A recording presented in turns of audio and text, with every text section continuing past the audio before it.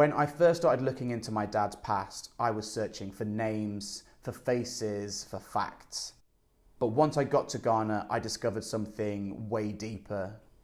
I found the people who knew him before he changed, before he decided to cut himself off from his past.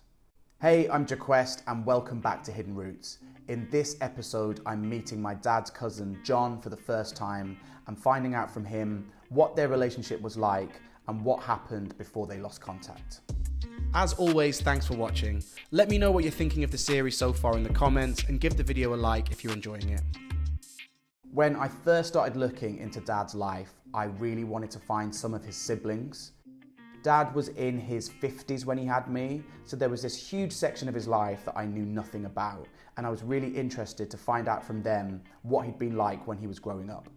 Sadly, when I met my cousin Edward for the first time, he told me that all Dad's brothers and sisters had died, and the last one only passed about a year before I started to look for them. Luckily, there was someone else, Dad's cousin John. They had grown up together back in Ghana and were basically like brothers. And John had helped me organise my trip to Ghana, introduced me to the family, and it just felt really important to get a chance to meet him. Late afternoon, I headed across town from the Abawaje's house to meet John. On the way, I imagined how the day was going to go. Dad was never that close to anyone as an adult. Could he really have been that close to John as a kid? When I arrived, those worries soon disappeared. John welcomed me like family. Oh, It's been a long time. long time coming. Yes. You look well. Do I? Yes. You're full of energy.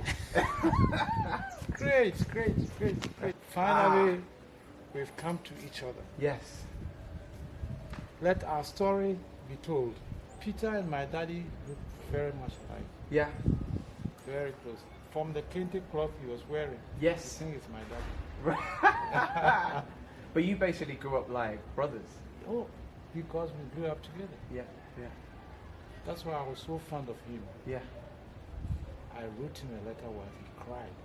Oh, really? Yes, he told me he cried. I said, Peter, you don't reply to my letters. One day this letter will come and you can't even reply. You are sick. How would we know? So tears started dripping out. We had a lot to catch up on, so we went inside. His children, John Jr. and Abena, were there too, and we got straight into talking. So, did you guys keep in contact much when he went to the UK? You didn't see my letters with him. I was reprimanding him for not writing. Yeah.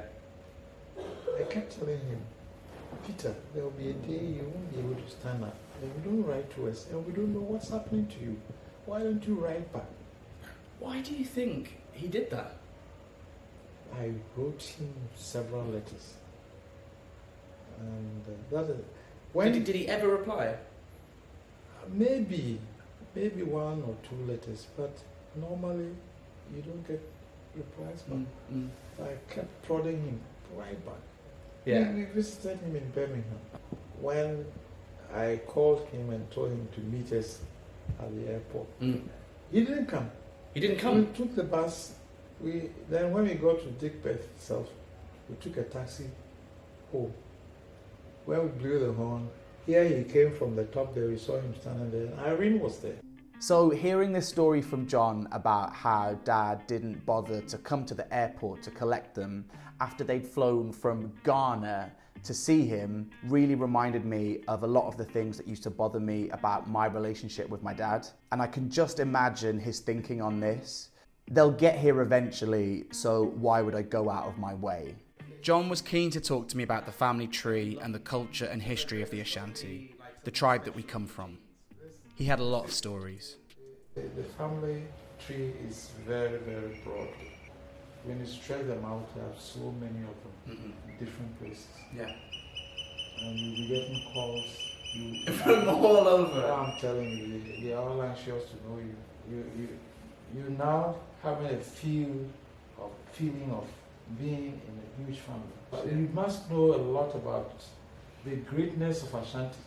There was a war between the Ashantis and the English. This war was led by a woman. Her name was Ya Asante. According to the mythology, as you say, this Kung Fu commanded a golden stool from the roof, right? Okay. Seeing how passionate John got about Ashanti culture, it really brought home to me how much Dad had kept that part of himself hidden. When I met my dad's friend Ian, he told me that when Dad first arrived in the UK, he was always talking about Ghanaian culture and history and politics. But by the time I was born, he'd hidden all that stuff away. So what had changed?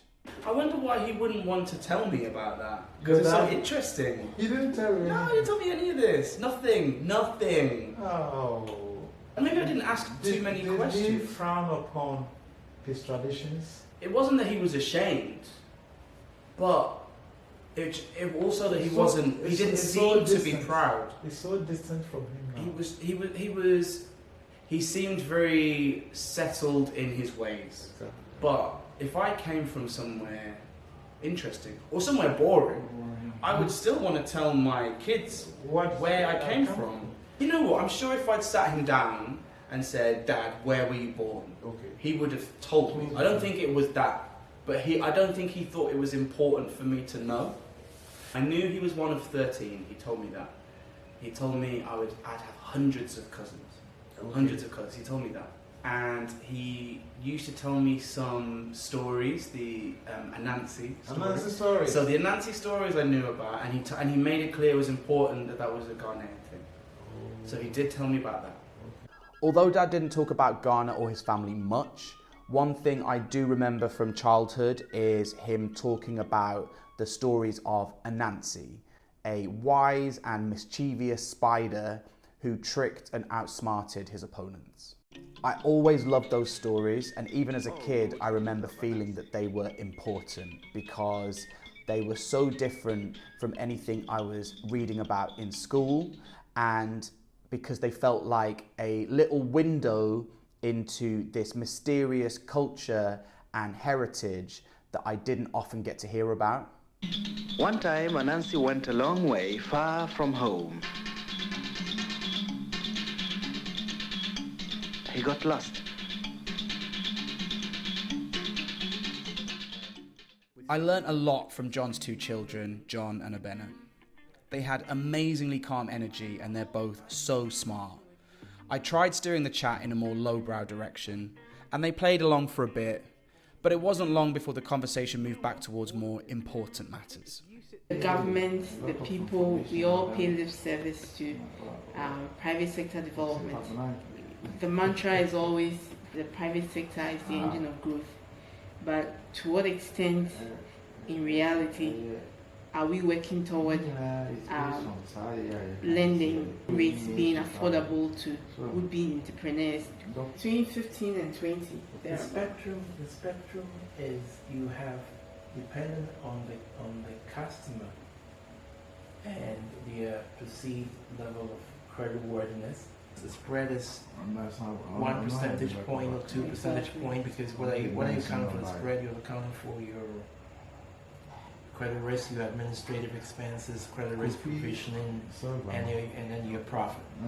You will have a narrower spread, albeit still too wide, not competitive, backed by your theory of, competitive market. But it wasn't all serious.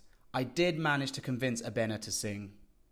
It didn't take that much convincing, to be honest. I believe the children are our future. Teach them well and let them lead the way. I decided long ago never to walk in any man's shadow. I found the greatest love of all inside of me. I've forgotten the last. Hey! Whitney Houston! And with that, it was time to say our goodbyes for now. I'd spent the whole night at John's house catching up, and he was so easy to speak to. Welcoming, warm, keen to share the history and culture of Ghana with me, and he has two incredibly smart children.